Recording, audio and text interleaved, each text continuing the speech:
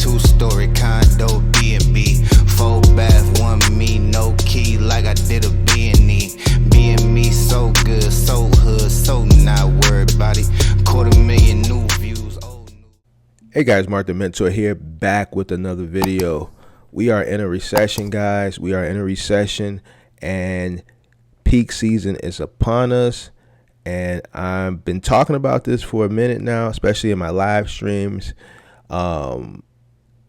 Don't expect the peak season that you saw last year. All right. First of all, don't expect the peak season that you saw last year, because last year's peak season was not a normal peak season. We were in a pandemic. We were headed into inflation. If you remember last year around peak season, everybody was sick. There was just a lot of things going on that affected rates to get people motivated and get the freight pushed off these docks to get it to the end user, to the consumer.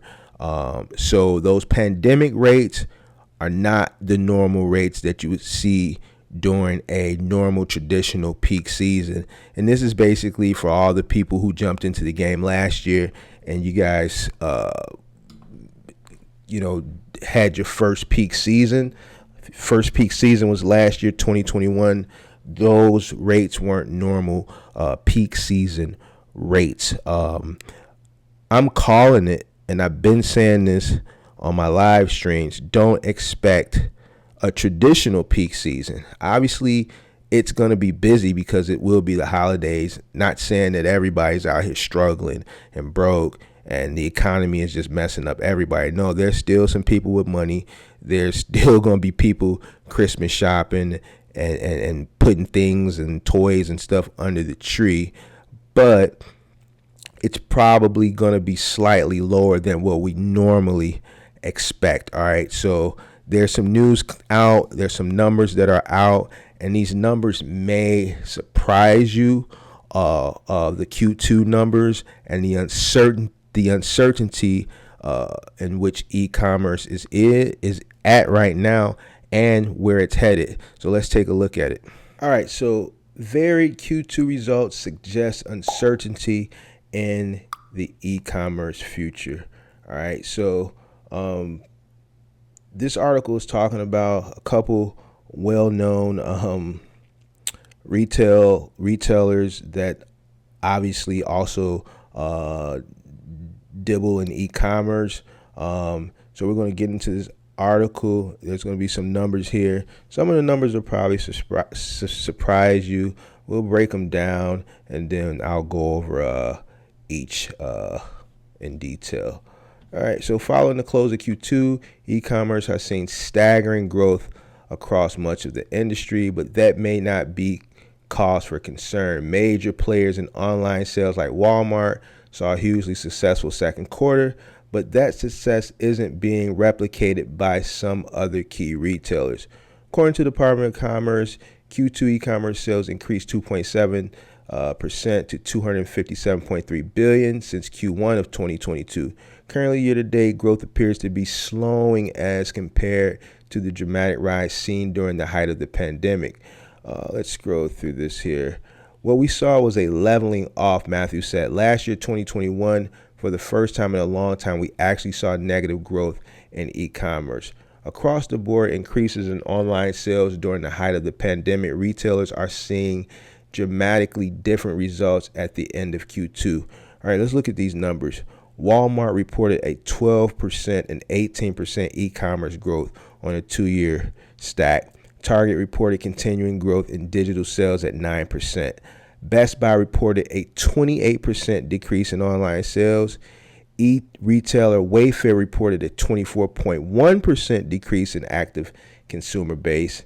Amazon reported its second straight quarterly decrease in online retail sales at 4.3%. Shopify is among the hardest hit by the fluctuations, reporting its plan to lay off 10% of its workforce, resulting in a 3-cent loss per share. People are building their businesses and ordering inventory based on current behavior, but it takes a while for that to happen, Matthew said. Suddenly you're 6 to 9 months out and behavior has changed. All right, so let's take a look at this and let's break this down. You got Walmart reporting a 12%, I guess that's brick and mortar, and then 18% e-commerce growth on a 2-year stack. All right. Target reported continuing growth in digital sales at 9%, and everybody else is at a loss. Best Buy down 28%, Wayfair down 24%, Amazon their second straight quarter down 4%, Shopify down. They're laying off 10% of its staff. They don't have their numbers, but if they're laying off 10% of the staff, they got hit hard. So Walmart and Target are the winners. So what does that tell me? All right, that tells me that people aren't shopping frivolously, but they're shopping for commodities for everyday use. Your paper towels, your toilet paper, your food, your groceries. All right, they're shopping for essentials. All right, people are still buying essentials. Best Buy, 28%. Now, these are compared to last year, obviously. So last year, we know it was a lot of money circulating. You had your idle, you had your PPP, and whatever else people could get their hands on, your PUA. It was just a lot of money circulating last year. So obviously, sales increased last year. So, I mean, it's just obvious they're going to be down. Like, the money isn't circulating. We're dealing with inflation. A lot of people aren't working. People don't want to work. There's just a lot going on right now, all right? So people aren't out buying flat screen TVs and other digital stuff. Wayfair, I've dealt with Wayfair. I've had that account, and I've spoke on it before. 50% of the stuff we've delivered, my company has delivered for Wayfair, and we're running it, from my warehouse to the customer. The Wayfair stuff was middle mile to me through nonstop delivery, and then we would final mile it. 50% of the stuff that we've delivered for Wayfair has been returned. So I don't even know how they make money, and their value, last time I checked, was at $1 billion. I just don't know how, when most of the stuff gets returned, but people aren't really buying online furniture right now. Furniture stores really did well last year, but like I said, a lot of money was floating around last year. I'm seeing the decrease in what people buy in furniture, just, doing deliveries with my company. So, it's changing. At least this year it is. Amazon, same thing, people were sitting at home the past 2 years. So while they were sitting at home, whether they were working or not working, they were still shopping on their phone. They had money to shop. So Amazon was booming last year. 4% isn't bad. You know what I'm saying? I think Amazon will recover. They'll be fine. Now let's talk about Shopify. They're laying off 10% of its staff, which is going to result in a 3-cent loss per share. All right. Now their numbers aren't up here. What the loss, the percentage wise, what they got hit with in Q2, but obviously it's bad. All right, so we went through the era of the Shopify era with the drop shipping thing, and I knew that eventually Shopify was going to get to this point. That business model, it just, to me, I just know it wouldn't last very long at how it was booming a few years ago, and here's why. You created Shopify, and not everybody creates their Shopify store the same, but majority were operating it like this. You create your Shopify store, you're doing drop shipping, right? You're drop shipping this stuff from Alibaba, AliExpress.